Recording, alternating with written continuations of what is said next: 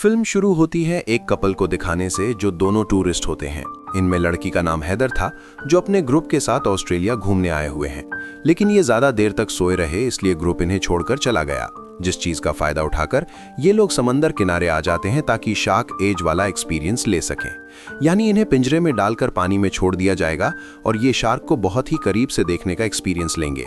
अब जिस आदमी के पास वो आए थे उसका नाम टकर था और उसने शार्क के इस एक्सपीरियंस का नाम टकर एक्सपीरियंस रखा था। वो फिलहाल यहाँ पर नहीं था, इसलिए वो दोनों उसके एक साथी के पास गईं जो कहता है कि टकर कुछ दिन आराम करना चाहता है, इसलिए वो तुम्हें एक्सपीरियंस करवाने नहीं लेकर जाएगा।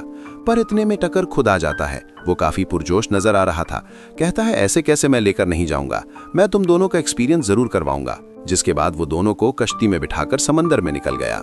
वो इन्हें बताता है कि बचपन में मैंने शार्क के हमले से सरवाइव किया था, यानी मैं जिंदा बच गया था और उसके निशान मेरे जिस्म पर आज भी हैं, जो बताकर वो निशान उन्हें दिखाता भी।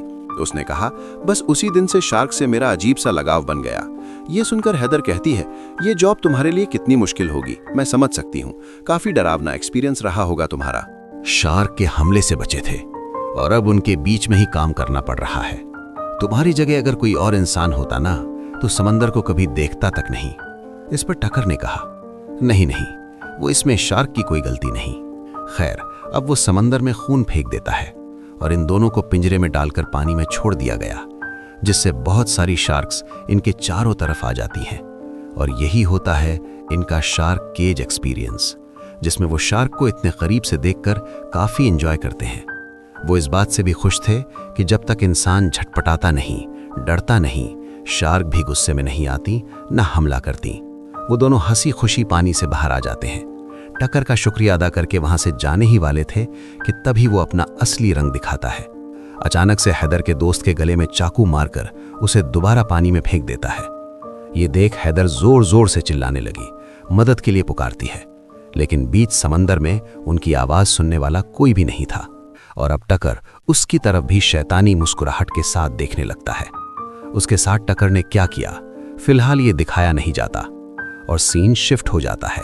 इस बार हम एक अमेरिकन लड़की को देखते हैं जो कि कहानी की मेन कैरेक्टर है, जिसका नाम जेफर होता है। वो समंदर में सर्फिंग करती है, यानी समंदर की लहरों पर सर्फ बोट के जरिए भागती है। जिसके बाद सामने वाले गैस स्टेशन में गई, जहां उसकी मुलाकात एक लड़के से होती है जो एक एजेंट था। उसकी गाड़ी स्टार्ट नहीं हो रही थी, इसीलिए उसे मदद की जरूरत है। अब जेफर के पास एक बड़ी सी कैंपर वैन है जिसमें वो रहती है, लेकिन फिर भी वो उसकी मदद करने को तैयार नहीं थी, क्योंकि वो लोगों से दूर रहना पसंद करती। मगर जब वो एजेंट लड़का बार बार जिद करने लगा तो मजबूरन जफर उसकी मदद करने को तैयार हो जाती है। वो उसे अपनी वैन में बिठा लेती है लिफ्ट देने के लिए, जिस बीच उनके बीच इतनी बातें हुई कि एक दूसरे को वो पसंद करने लगे। उनकी दोस्ती हो गई क्योंकि दोनों को भी सर्फिंग बहुत पसंद। ये और टाइम साथ गुजारना चाहते थे, इसलिए दोनों लड़के के घर के बाहर वैन में ही रहे और अच्छा टाइम साथ गुजारते हैं। जिस बीच जफर का दोस्त इनके बाहर फेंक देता है, जो सर्फ बोर्ड में फिन लगाने के काम आती। अब जफर का दोस्त इस रिश्ते को लेकर बिल्कुल सीरियस हो गया था, इसीलिए वो जफर से कहता है कि हमें एक साथ रहना चाहिए, क्योंकि मुझे लगता है हम किसी वजह से मिले हैं। लेकिन जफर की आदत अलग थी, वो हमेशा एक जगह पर रुकना नहीं चाहती। वो तो उसके दोस्त के घर के अंदर तक नहीं गई। लड़का अकेला ही खाना बनाने के लिए घर के अंदर जाता है और जब तक वो वापस आया जफर वैन लेकर जा चुकी थी, जिससे उस बेचारे का दिल टूट गया, जबकि वो अभी भी उसे याद कर रहा था। जफर सीधा बीच पर जाती है सर्फिंग करने के लिए। अब उसे सर्फ बोर्ड में फिन लगानी थी, लेकिन फिन की तो उसके दोस्त ने फेंक दी थी, इसीलिए वो पास खड़े ट्रक में से फिन ढूंढने लगती है। जो ट्रक था टकर का, जो अब खुद भी पीछे से आ जाता है। अब फिन की तो उसने दी, लेकिन बातों बातों में वो उससे जरूरी बातें भी उगलवाता है, जैसे वो अकेली है या किसी के साथ है, क्योंकि इसके बाद ही वो अपनी अगली चाल चलेगा। जैसे उसने हैदर और उसके दोस्त से उगलवाया था कि उनका ग्रुप उन्हें छोड़कर चला गया, लेकिन जफर उसकी बातों का ठीक से जवाब नहीं देती, इसीलिए वो चिढ़कर अपना ट्रक लेकर वहां से चला जाता है। तभी जफर के पास उसके उसी दोस्त का मैसेज आया जो कह रहा था कि हम दोनों मिले। अब जफर भी उसे बुलाना चाहती थी, लेकिन अपने दिल की बात दबाकर उसने मना कर दिया, और यही उसकी सबसे बड़ी गलती, क्योंकि तभी पीछे से टकर आकर उसे दबोच लेता है और बेहोश करके अपने साथ ले जाने लगता है। उसने जफर को गाड़ी में रखा हुआ था। काफी लंबा सफर करने के बाद वो उसे कश्ती में डाल देता है और खुद समंदर में चला जाता है। अगली सुबह उसका दोस्त भी यहाँ पहुंच जाता है, लेकिन जफर उसे कहीं भी दिखाई नहीं दे रही थी। सिर्फ उसकी वैन खड़ी। वो उसके नंबर पर कॉल करता है, तब रिंग भी वैन के अंदर से ही आ रही। दरअसल टकर ने यहाँ भी चालाकी दिखाई। उसने सर्फ बोर्ड कहीं फेंक दिया और फोन वैन के अंदर ही रहने दिया, ताकि सबको लगे कि जफर डूबकर मर गई है। उधर जफर को जब होश आए तो वो खुद को कश्ती के नीचे वाले रूम में पाती है। उसके मुंह पर पट्टी थी और हाथ बेड से बांधा हुआ था, जिसके साथ वाले बेड पर हैदर बंधी हुई। सूरत हाल को ना समझते हुए जफर जोर जोर से चिल्लाने लगी। लेकिन बीच समंदर में उसके सुनने वाला कोई नहीं था, और ये बात हैदर भी उसे समझाती है। हथकड़ी खोलने के लिए जफर कोई चीज ढूंढने लगी, जैसे कि हेयर पिन या नुकीली चीज, लेकिन ऐसा कोई भी सामान उनके पास नहीं था। तभी जफर की नजर सामने दीवार पर पड़ी, जहां एक लड़की का नाम लिखा हुआ था। उसे देख एक पल के लिए वो सुन पड़ गई, क्योंकि जफर को समझ लग गई थी कि उनसे पहले भी यहां किसी लड़की को बांधा गया था, जिसने उम्मीद हारकर अपना नाम दीवार पर लिख दिया, जब उसे यकीन हो गया था कि मैं बचकर नहीं निकल पाऊंगी।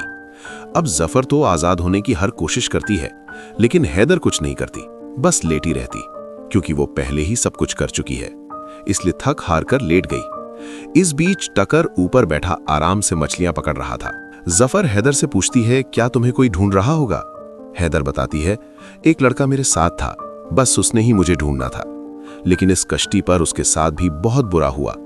यह सुन जफर ने अंदाजा लगा लिया कि टकर ने उसे भी मार दिया होगा।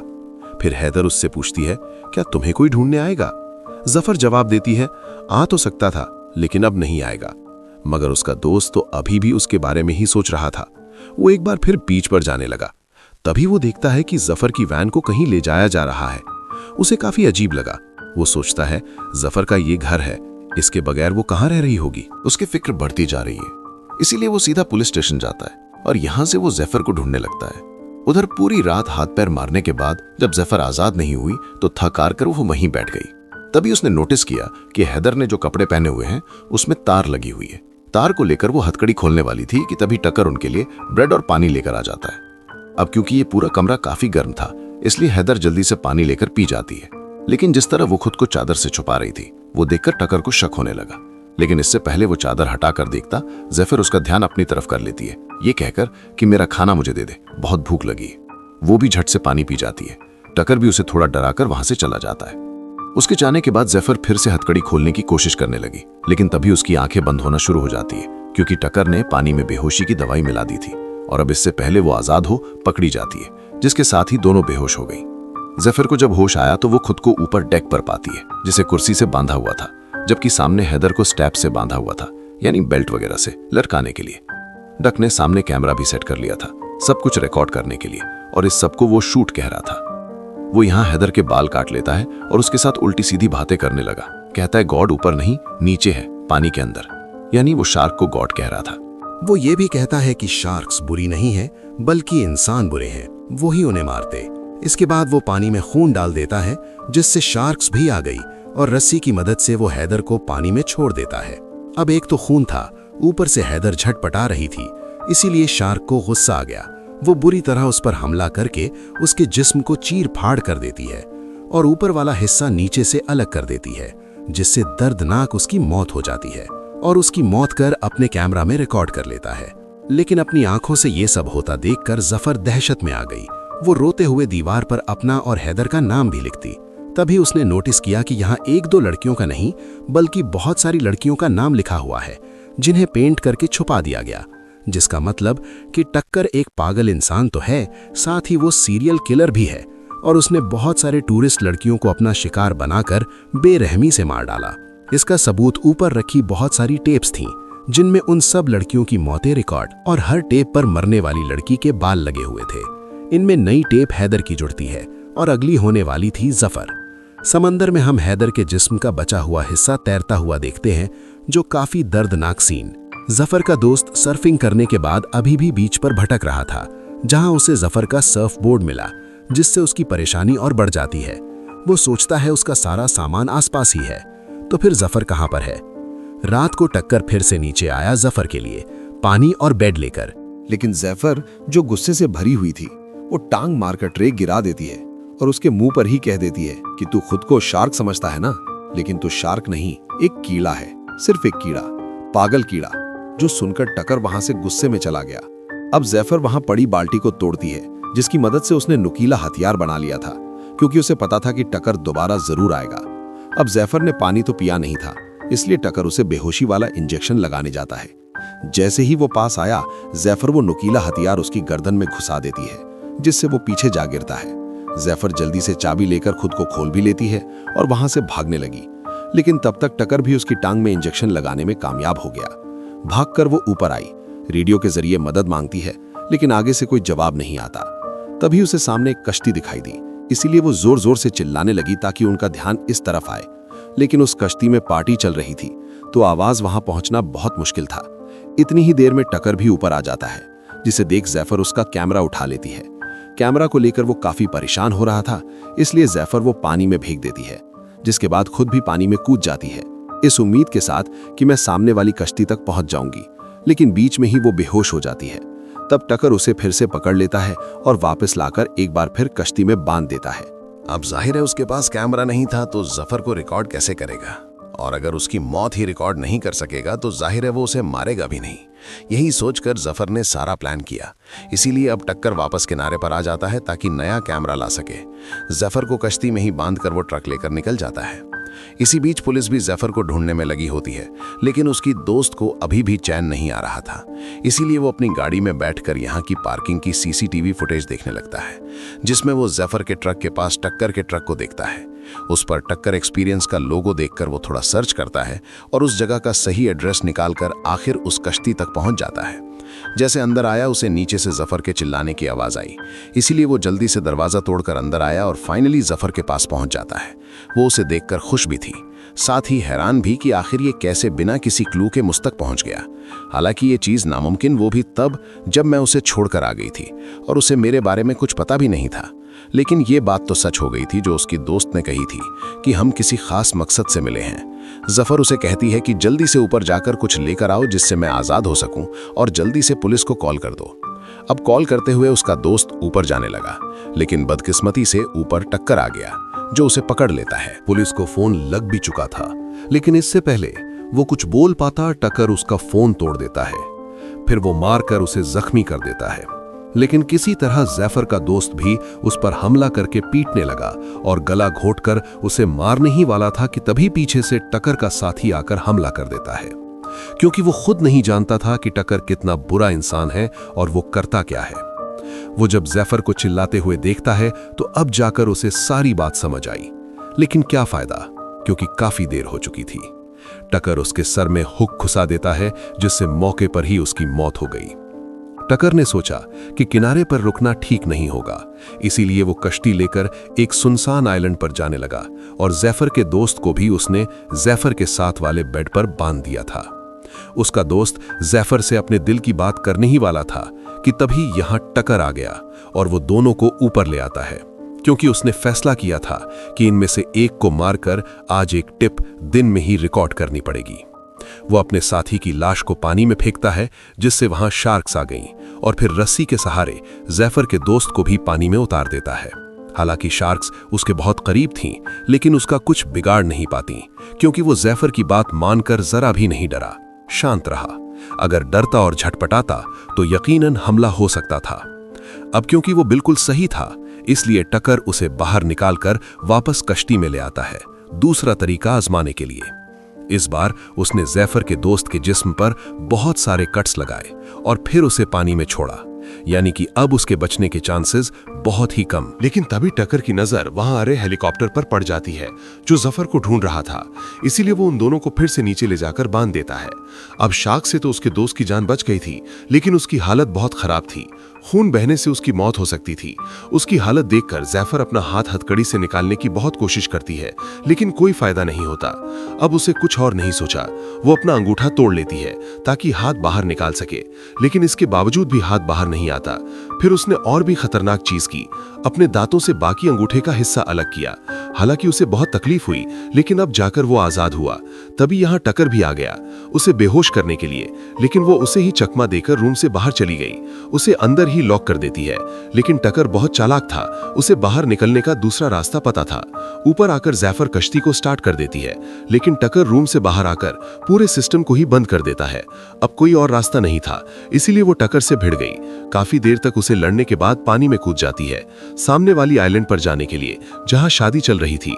लेकिन मुसीबत उसके लिए बहुत, क्योंकि हाथ में से खून निकल रहा था, पानी में शार्क थी और पीछे से छोटी कश्ती लेकर टकर भी आ रहा था। इसके बावजूद भी पूरा जोर लगाकर वो पानी से बाहर आइलैंड पर आ जाती है, लेकिन कुछ कर पाती पीछे से टक्कर आकर उसे पकड़ लेता है। एक बार फिर बेहोश करके वापस कश्ती में ले आया।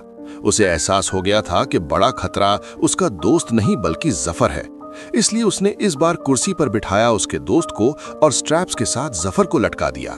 तभी यहाँ पर बड़ी सी व्हाइट शार्क आ गई, जिस वजह से बाकी शार्क्स वहां से चली जाती हैं। आज का उसका ये शो काफी बड़ा होने वाला था, जो देखकर वो काफी खुश भी हुआ और चौंक भी गया, क्योंकि बचपन में उस पर भी व्हाइट शार्क ने ही हमला किया था। और अब वो बिना टाइम गवाए जफर को पानी में छोड़ देता है, लेकिन जफर रिलैक्स थी, इसलिए अभी भी बची हुई। तब एक भाले से टक्कर शार्क को मारकर उकसाने लगा। तब भाला गलती से जफर के पास चला गया और वो आजाद होकर पानी में चली जाती है, जहां वो व्हाइट शार्क को काफी करीब से देखती है। अब शार्क उसके करीब आती जरूर है, लेकिन बिना कोई नुकसान पहुंचाए वहां से चली जाती है। हालांकि उसके हाथ से खून निकल रहा था, फिर भी जफर देखती है कि शार्क के ऊपर भी एक कट का निशान है, जिसका मतलब था कि वो भी शार्क का सर्वाइवर है। वो किसी जानवर का नहीं बल्कि इंसानों का सर्वाइवर है। इसीलिए इस फिल्म में इंसानों को कहा गया है कि वो डेंजरस एनिमल्स हैं, यानी कि खतरनाक जानवर जो बेरहमी से जानवरों को मार देते हैं। ये भी नहीं देखते कि वो इंसानों को कोई नुकसान नहीं पहुंचा रहा। अब ये देखकर जैफर को एक बार फिर हिम्मत मिली और वो दोबारा कश्ती के ऊपर चढ़ जाती है। वो भाले से टक्कर पर हमला कर देती है, जिससे वो पानी में गिर गया और अब शार्क उसे मुंह में दबाकर वहां से ले जाती है। बेरहमी से उसे खाने लगी। उसकी भयानक मौत हो जाती है और इस बार सबसे अच्छी टेप खुद टकर की ही बनती है, एकदम परफेक्ट क्यूट। लेकिन इसी बीच जैफर भी पानी में गिर जाती है, जो देखकर उसका दोस्त काफी परेशान हो गया, क्योंकि उसे लग रहा था कि वो भी मर जाएगी और मैं भी वो काफी दुखी था। लेकिन जैसे तैसे जैफर फिर से निकलकर बाहर आ गई और अपने दोस्त को संभालती है, क्योंकि वो काफी बहादुर लड़की है। जैफर फ्लेयर जलाकर वहां से गुजर रही कश्ती को बुलाती है, जो खुशकिस्मती से इन्हें देख लेते हैं और मदद के लिए आने लगे। और कुछ इस तरह अपनी बहादुरी की वजह से जैफर ने अपनी और अपने दोस्त की जान बचा ली। ऐसी मजेदार मूवी देखने के लिए चैनल को सब्सक्राइब कर लीजिए।